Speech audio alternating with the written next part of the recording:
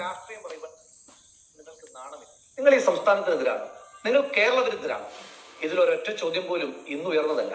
കഴിഞ്ഞ 10 വർഷക്കാലമായി വിജയൻ ഈ നാട് ഭരിച്ചപ്പോൾ ഉണ്ടാകുന്ന ദുരന്തങ്ങളെ നേരിടുവാൻ സർക്കാർ പരാജയപ്പെട്ടപ്പോൾ അതിനെ പ്രതിപക്ഷം വിമർശിച്ച സമയത്ത് പ്രതിപക്ഷത്തെ നേരിടുവാൻ സർക്കാരും സർക്കാരിന്റെ വാഴ്ത്തുപാട്ട് സംഘവും നിരന്തരമായി ചോദിച്ച ചോദ്യങ്ങളാണ് ഈ ആക്രോശങ്ങൾ. പക്ഷെ ഇതിലൊന്നുപോലും ഞങ്ങൾ ചോദിക്കുവാൻ ആഗ്രഹിക്കുന്നില്ല. ദുരന്തത്തിന്റെ സമയത്തെന്നല്ല, ഏത് സമയത്തും പറയേണ്ടത് തന്നെയാണ് രാഷ്ട്രീയം. ഞങ്ങൾക്ക് പ്രതിപക്ഷത്തോടുള്ള അഭ്യർത്ഥന, നിങ്ങൾ കാമ്പുള്ള കഴമ്പുള്ള രാഷ്ട്രീയം പറയൂ. നിങ്ങൾ എന്തിനാണ് ഈ പരിഹാസങ്ങൾക്ക് പിന്നാലെ പോകുന്നത്? നമ്മുടെ നാട് അടിയന്തരമായി അതിജീവിക്കേണ്ടുന്ന കെടുതി മഴക്കെടുതിയാണോ മാർസിസ്റ്റ് കെടുതിയാണോ എന്ന് നമുക്ക് വ്യക്തതയില്ല. മഴയെ നമ്മൾ എന്തായാലും അതിജീവിക്കും. പക്ഷേ ഈ മാർസിസ്റ്റ് വിലാപത്തെ നമുക്ക് എന്നാണ് അതിജീവിക്കാൻ കഴിയുമെന്ന് അറിയില്ല. വി.ഡി. സതീശൻ ഹെലികോപ്റ്ററിൽ യാത്ര ചെയ്തു അത്രേ. വി.ഡി. സതീശൻ യാത്ര ചെയ്തത് അദ്ദേഹം വാടകയ്ക്കെടുത്ത ഹെലികോപ്റ്ററിലാണോ? അല്ല. ഇപ്പൊ സോഷ്യൽ മീഡിയ മൊത്തം ചർച്ചയാവുന്നത് വി.ഡി. സതീശന്റെ ഹെലികോപ്റ്ററും മലപ്പുറത്ത് പോയി ഫുഡ് കഴിച്ചതിന്റെ ഒക്കെയാണ്. ഞാനിപ്പോ ഒരു വീഡിയോ അങ്ങോട്ട് ചെയ്തതേ ഉള്ളൂ, സത്യം പറഞ്ഞാൽ. ഇനി രാഹുൽ മാങ്കൂട്ടം പറയുന്ന കൂടെ നിങ്ങൾ കേട്ടിട്ട് അത് മനസ്സിലാക്കുക. ഓക്കെ, ആദ്യമായിട്ട് നമ്മുടെ ചാനൽ കാണുന്നവർ എല്ലാവരും ഒന്ന് സബ് ചെയ്യുക. നിങ്ങളുടെ അഭിപ്രായം കമന്റ് ബോക്സിൽ കൊടുക്കുക. ഒരു ലൈക്കും ഹൈപ്പും കൂടെ ഒന്ന് കൊടുത്തേക്കുക. ഈ വീഡിയോ ഷെയറും ചെയ്തേക്കുക. ഇപ്പൊ തന്നെ അങ്ങ് ഷെയർ ചെയ്തേക്കുക. ഫേസ്ബുക്കിൽ കാണുന്നവരൊന്ന് പെട്ടെന്നൊന്ന് ഷെയർ ചെയ്തു. യൂട്യൂബിലുള്ളവർ നിങ്ങളുടെ ഫ്രണ്ട്സിനൊക്കെ അയച്ചും കൊടുത്തു. അപ്പൊ ഒന്ന് ഫോളോയും സബും കൂടെ ചെയ്തു. ഇത് മൊത്തം ഇരുന്ന് കാണുക. ഇതാണ് കറക്റ്റ് സത്യാവസ്ഥ.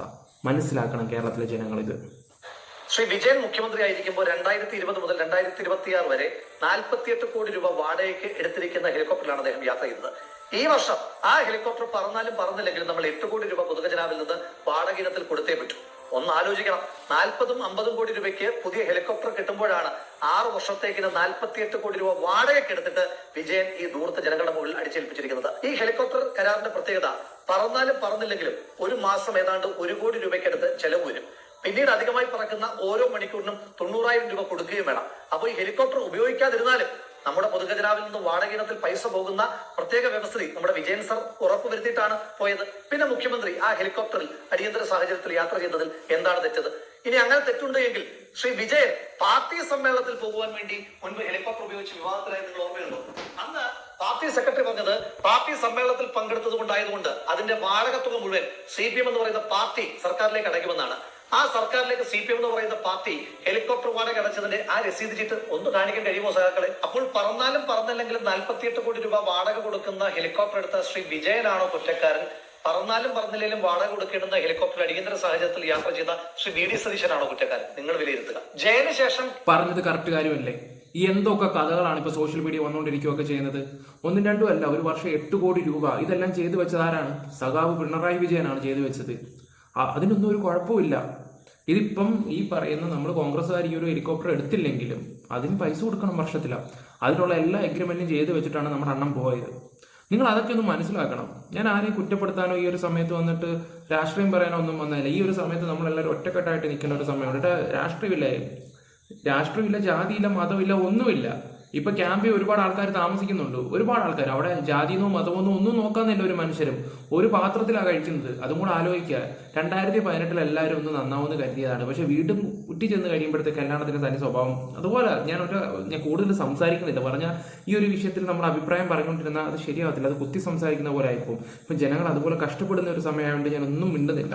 കേരളത്തിൽ ഹെലികോപ്റ്ററിനെ ഇത്രയും പോപ്പുലർ ആക്കിയത് വിജയനാണ് എന്ന് ജനങ്ങൾ തിരിച്ചു ചോദിക്കുവാൻ തുടങ്ങിയപ്പോൾ ഹെലികോപ്റ്റർ ക്യാപ്സ്യൂൾ ആകെ തകർന്ന് തരിപ്പണമായി. ആ ജാളിത മറയ്ക്കുവാൻ സ്ഥിരമായി എയറിൽ ജീവിക്കുന്ന ചില CPM നേതാക്കന്മാർ കൊണ്ടുവന്ന പുതിയ കുത്തിത്തിരിപ്പായിരുന്നു നാട്ടിൽ പ്രകൃതി ദുരന്തം ഉണ്ടാകുമ്പോൾ കേരളത്തിന്റെ മുഖ്യമന്ത്രി വിരുന്നുണ്ട് നടക്കുകയാണ് എന്ന്. എന്താണ് സത്യം? ഇന്നലെ ശ്രീ വി.ഡി. സതീശന്റെ പരിപാടികൾ മലപ്പുറം ജില്ലയിലായിരുന്നു. പരിപാടികൾ കഴിഞ്ഞ് പോകുന്ന വഴിക്ക് ഒരു ലീഗ് പ്രവർത്തകന്റെ വീട്ടിൽ കയറി അദ്ദേഹം ഭക്ഷണം കഴിച്ചു. ഒരാൾ എന്റെ വീട്ടിലേക്ക് വരുമ്പോൾ എന്ത് ഭക്ഷണം കൊടുക്കണമെന്നുള്ളത് എന്റെ ഇഷ്ടവും എന്റെ ഔചിത്യവുമാണ്. അത് വന്നു കയറുന്ന ആൾ തീരുമാനിക്കുന്നതല്ല. അപ്പോൾ അദ്ദേഹം കൊടുത്ത ഭക്ഷണത്തെ ഇവർക്ക് വിരുന്നായിട്ടാണ് തോന്നിയത്. CPM നേതാക്കന്മാർ ഉന്നയിക്കുന്ന ഈ വിമർശനത്തെ നമ്മൾ ഏറ്റെടുക്കുമായിരുന്നു. അതിനെ ഈ നാട് കഴമ്പുള്ളതായി കാണുമായിരുന്നു.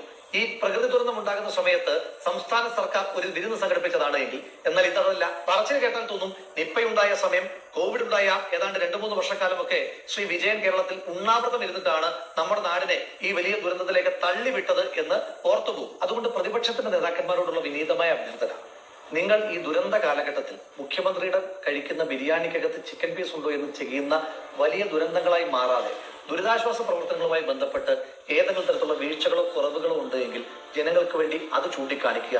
അപ്പോൾ ജനങ്ങൾ കൈയടിക്കും, സർക്കാർ ആവശ്യമായ തിരുത്തലുകളും വരുത്തും. ഇനി ദുരിതാശ്വാസ പ്രവർത്തനവുമായി ബന്ധപ്പെട്ട് ഈ സംസ്ഥാന സർക്കാരിന്റെ പ്രവർത്തനങ്ങളെ നിങ്ങൾക്ക് എന്തെങ്കിലും വിമർശിക്കുവാനുണ്ടോ? ഇല്ല എന്ന് തന്നെയാണ് മറുപടി. മഴ പെയ്ത് ദുരന്തമുണ്ടായാൽ മാത്രം ദുരിതാശ്വാസത്തെ പറ്റി ചിന്തിച്ചിരുന്ന വിജയന്റെ ദുരന്ത സർക്കാരിൽ നിന്ന് മാനത്ത് മഴക്കാറ് കാണുന്നതിന് മുൻപ് തന്നെ ദുരിതാശ്വാസ പ്രവർത്തനങ്ങളെ ഏകോപിപ്പിക്കുന്ന UDF സർക്കാരിലേക്കുള്ള ദൂരം വളരെ വലുതാണ്. ശ്രീ VD സതീശൻ കേരളത്തിന്റെ മുഖ്യമന്ത്രിയോടൊപ്പം തന്നെ ഡിസാസ്റ്റർ മാനേജ്മെന്റ് ചുമതലയുള്ള മന്ത്രിയായി, ശ്രീ AP അനിൽകുമാർ കേരളത്തിന്റെ റവന്യൂ വകുപ്പ് മന്ത്രിയുമായി ചുമതല ഏറ്റെടുത്തതിന് ശേഷം ആദ്യമായി അവർ ഒരുമിച്ച് നടത്തിയ മീറ്റിംഗ് കേരളത്തിൽ വരാൻ പോകുന്ന എല്ലാ കാലവർഷക്കെടുതികളെയും അതിജീവിക്കുവാൻ ആവശ്യമായി കേരളത്തെ എക്വിപ്പ് ചെയ്യുക എന്നുള്ളതിന് വേണ്ടിയിട്ടുള്ള സജ്ജീകരണങ്ങൾ തന്നെയായിരുന്നു. അതുകൊണ്ടാണ് കേന്ദ്രത്തിൽ നിന്ന് കൃത്യമായ മുന്നറിയിപ്പുകൾ കിട്ടാതിരുന്നിട്ട് കൂടി 31-ാം തീയതി പെയ്ത മഴയ്ക്ക് 29-ാം തീയതി തന്നെ സംസ്ഥാന സർക്കാരിന്റെ തയ്യാറെടുപ്പുകൾ തുടങ്ങുവാൻ കഴിഞ്ഞത്. 29-ാം തീയതി തന്നെ റവന്യൂ മന്ത്രിയുടെ നേതൃത്വത്തിൽ 14 ജില്ലാ കളക്ടർമാരുടെ പ്രത്യേകമായിട്ടുള്ള മീറ്റിംഗുകൾ നടത്തിയിരുന്നു. അതോടൊപ്പം തന്നെ ജില്ലകളുടെ ചുമതലയുള്ള മന്ത്രിമാരോട് അടിയന്തരമായ സാഹചര്യങ്ങളിൽ അവിടെ ക്യാമ്പ് ചെയ്ത് പ്രവർത്തിക്കുവാൻ ആവശ്യമായിട്ടുള്ള നിർദ്ദേശങ്ങൾ റവന്യൂ വകുപ്പ് മന്ത്രി ശ്രീ AP അനിൽകുമാറും മുഖ്യമന്ത്രി ശ്രീ VD സതീശൻ കൊടുത്തു കഴിഞ്ഞിരുന്നു. ജൂലൈ 20-ന് മുൻപ് തന്നെ ഓറഞ്ച് ബുക്കിൽ പറഞ്ഞിരിക്കുന്ന മുഴുവൻ പ്രോട്ടോകോളുകളും കൃത്യമായി പാലിക്കപ്പെട്ടു എന്ന് കേരളത്തിന്റെ മുഖ്യമന്ത്രി ശ്രീ VD സതീശൻ, റവന്യൂ വകുപ്പ് മന്ത്രി ശ്രീ AP അനിൽകുമാറും മുഴുവൻ ഉദ്യോഗസ്ഥന്മാരുമായി നടത്തിയ മീറ്റിംഗിന്റെ ഭാഗമായി ഉറപ്പുവരുത്തിയിരുന്നു. 31-ാം തീയതി മഴ ശക്തമാകുന്നതിന് മുൻപ് തന്നെ റവന്യൂ വകുപ്പ് മന്ത്രിയുടെ നേതൃത്വത്തിൽ 14 ജില്ലാ കളക്ടർമാരുമായി അടിയന്തര മീറ്റിംഗ് നടത്തി. ആ മീറ്റിംഗിന്റെ പ്രത്യേകത, മീറ്റിംഗ് 11 മണിക്ക് നടക്കുന്ന സമയത്ത് തന്നെ അതാത് ജില്ലകളുടെ ചുമതലയുള്ള മന്ത്രിമാർ, പത്തനംതിട്ടയിൽ ശ്രീ PC വിശ്വനാഥും ഇടുക്കിയിൽ അനൂപ് ജേക്കബും അടക്കമുള്ള ആളുകൾ നേരിട്ടെത്തി ക്യാമ്പ് ചെയ്തിരുന്നു. ഇതൊക്കെ ആരെങ്കിലും അറിയുന്നുണ്ടോ? ഇവിടെ ഓരോ ആൾക്കാർ ഇവിടെ PR വർക്ക് ചെയ്തുകൊണ്ടിരിക്കുകയാണ്, ഇവിടെ കുറ്റപ്പെടുത്തിക്കൊണ്ടിരിക്കുകയാണ്. ഇപ്പോഴിവരെ ചാണ്ടി ഉമ്മന, ഈ പറയുന്ന നമ്മുടെ സന്ദീപ് വാര്യർ, ഇവരൊക്കെ ജനങ്ങളുടെ കൂടെ അങ്ങ് ഇറങ്ങുക, വെള്ളത്തിലങ്ങ് ഇറങ്ങി അവരെ കൊണ്ടുപോവാണ്, രക്ഷപ്പെടുത്തുകയാണ് എല്ലാത്തിനെയും അങ്ങ്. ഇതൊന്നും ചർച്ച വരുന്നില്ല. പക്ഷെ ഇവിടുത്തെ നെഗറ്റീവ്, സതീശൻ ഈ പറയുന്ന കൂട്ട് ഫ്ലൈറ്റേ പറഞ്ഞു, അവിടെ പറഞ്ഞു, എന്തിനീ ആവശ്യമില്ലാത്ത കാര്യങ്ങളൊക്കെ ലോട്ട് പോവുകയൊക്കെ ചെയ്യുന്നത്? ഒറ്റക്കെട്ടായിട്ട് നിൽക്കേണ്ട സമയത്ത് ഒന്ന് കുത്തിത്തിരിപ്പുണ്ടാക്കുന്നു. അതോടൊപ്പം തന്നെ ഇത് ജനങ്ങൾ അറിയണം. ഇതുകൊണ്ടാണ് ഞാൻ നിങ്ങളോട് പറയുന്നത്, എല്ലാവരും ഒന്ന് റിക്വസ്റ്റ് ആണ്, ഇത് മൊത്തം ഒന്ന് ഷെയർ ചെയ്യുക എന്ന് പറയുന്ന ഒരു കാര്യം.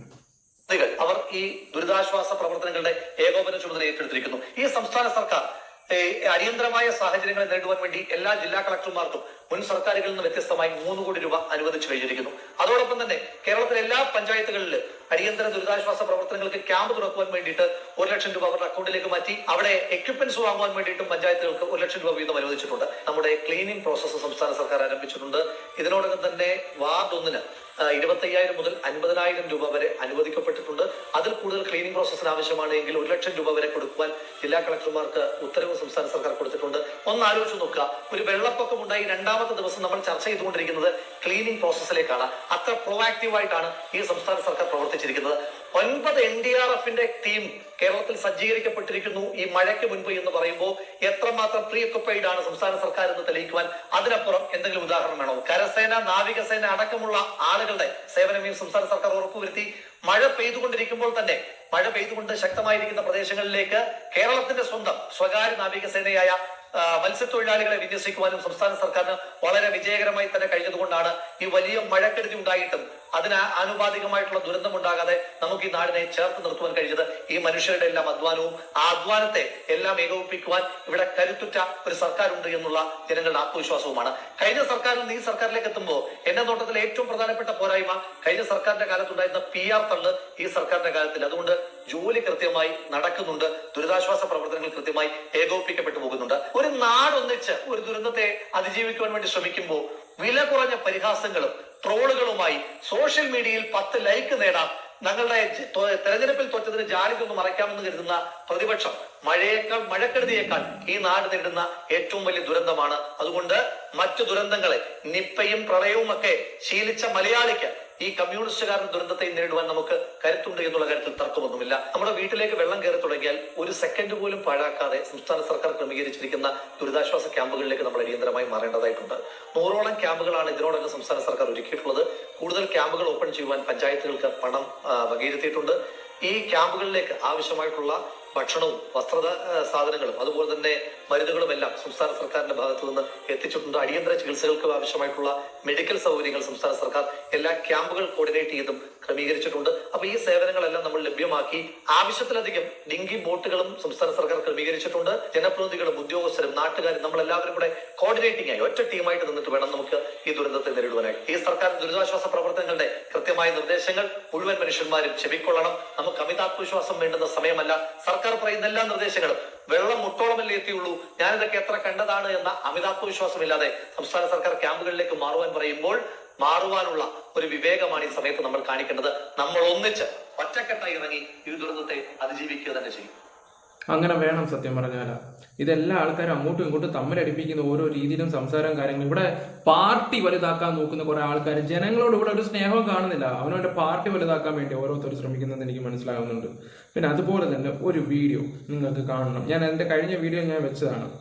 ഈ പറയുന്ന ഓരോ വ്യക്തികളെ ഇറങ്ങി ജനങ്ങൾക്ക് വേണ്ടി പ്രവർത്തിക്കുന്ന കുറച്ച് വീഡിയോസുകളുണ്ട്. അത് നിങ്ങളൊക്കെ ഒന്ന് കാണണം.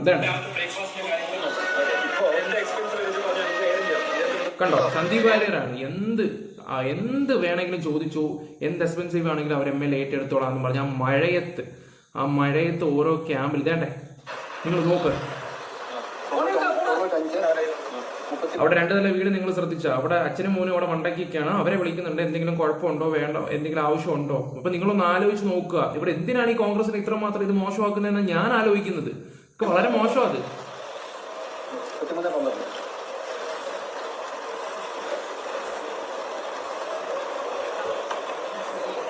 MLA ആണേ.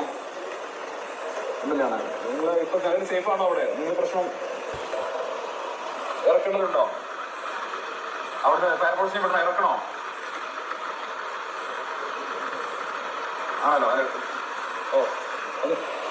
കേട്ടല്ലോ, ഇതുപോലെ നിൽക്കുന്നുണ്ട്. അതുപോലെ തന്നെ ചാണ്ടി ഉമ്മനാണെങ്കിൽ പോലും സന്ദീപ് ശരിക്കും ഹാർഡ് വർക്ക് ചെയ്യുന്നുണ്ട്. ഓരോ ജനങ്ങളുടെ കൂടെ നിൽക്കുന്നത് വേണ്ടേ, നിങ്ങൾ ഇതൊക്കെ ഒന്ന് കാണാം. എല്ലാവരും നിൽപ്പുണ്ട്. എന്നിട്ട് ഇതൊക്കെ വളച്ചൊടിച്ച് തിരിച്ച് മറച്ചൊക്കെ വെക്കുന്നതെന്ന് ഓർക്കുമ്പോഴേ അതുപോലെ തന്നെ ചാണ്ടി ഉമ്മൻ. ഞാൻ അതിൻ്റെ ഒരു കുഞ്ഞൊരു വീഡിയോ വെക്കുന്നുണ്ട്, നിങ്ങളെ മുഷിപ്പിക്കുന്നില്ല വീഡിയോ കണ്ടത്. വേണ്ട, ഇതൊന്നും ആൾക്കാർ പറയുന്നില്ല. VD സതീശന്റെ ഇതും പറഞ്ഞിട്ട് നടക്കുകയാണ് കുറെ എണ്ണം. കാണുന്ന ജനങ്ങൾ, വിവരമുള്ള ആൾക്കാർക്ക് അത് മനസ്സിലാവും. ഈ സോഷ്യൽ മീഡിയയിൽ കൂടെ കാണിക്കുന്ന ഓരോ തോന്നിവാസങ്ങൾ, അതും മോശമായിട്ടുള്ള ഓരോ കാര്യങ്ങളാണ് ഇവന്മാർ പടച്ചു വിടുകയൊക്കെ ചെയ്യുന്നത്. എന്തായാലും കാണുന്ന ജനങ്ങളോട് എനിക്ക് ഒന്നേ പറയാനുള്ള, സത്യം മനസ്സിലാക്കുക, അത്രയേ ഉള്ളൂ. വീഡിയോ ഇഷ്ടപ്പെട്ട ലൈക്ക്, ഷെയർ, സബ്സ്ക്രൈബ് ചെയ്യുക. ഈ വീഡിയോ പരമാവധി ഒന്ന് ഷെയർ ചെയ്യുക. പരമാവധി ഷെയർ ചെയ്തേ പറ്റത്തുള്ളൂ. ഇത് റിക്വസ്റ്റ് ആയിട്ട് നിങ്ങൾ എടുക്കുക. Bye bye, love you all guys. എല്ലാവരും സേഫ് ആയിട്ടിരിക്കുക കേട്ടോ.